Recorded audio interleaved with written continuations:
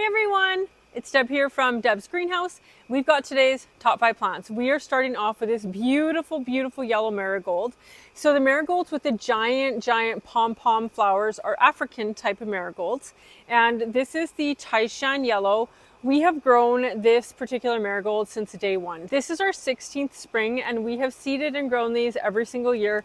They're stunning. We have the yellow, we also have the orange. Very pretty. They smell so good too. Our next item is something with cute, tiny little flowers. This is Nemesia. We grow a lot of types of Nemesia. This is Escential Sugarerry. So Nemesia are quite scented, which is super nice to add fragrance to your garden. I have talked about Nemesia a lot before. What I love about them is that they're super cold hardy. So they are an annual, but late into the fall, they'll continue blooming. I've had them blooming in my flower beds when we lived at our farm as late as November. And I've actually planted out my window boxes and my brick planters in front of my house.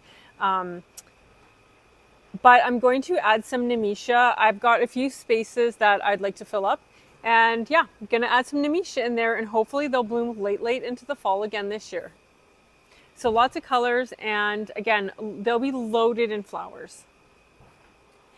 Our third item for today's top 5 is this beautiful Petunia. So this is a DuraBloom Petunia. We grow the entire DuraBloom series and we have, I think, a little bit of every color still. This is called Royal Pink. What I love about the DuraBloom is that they're a tidier petunia. So they'll grow up to 2 feet wide.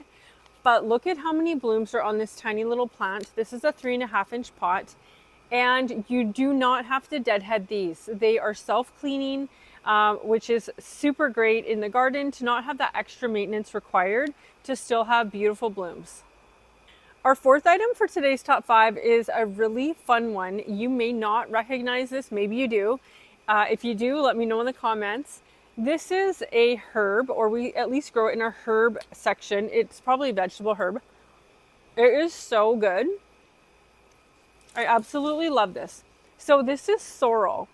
The sorrel leaf has a really tangy flavor, sort of like a green apple. So you can chop up the leaves, add it to any salad or dish where you'd have fresh greens, and it is so tasty. Now, we have grown sorrel in the mini golf area. We have vegetable beds in the mini golf, and I was super surprised. We left it in the garden last fall.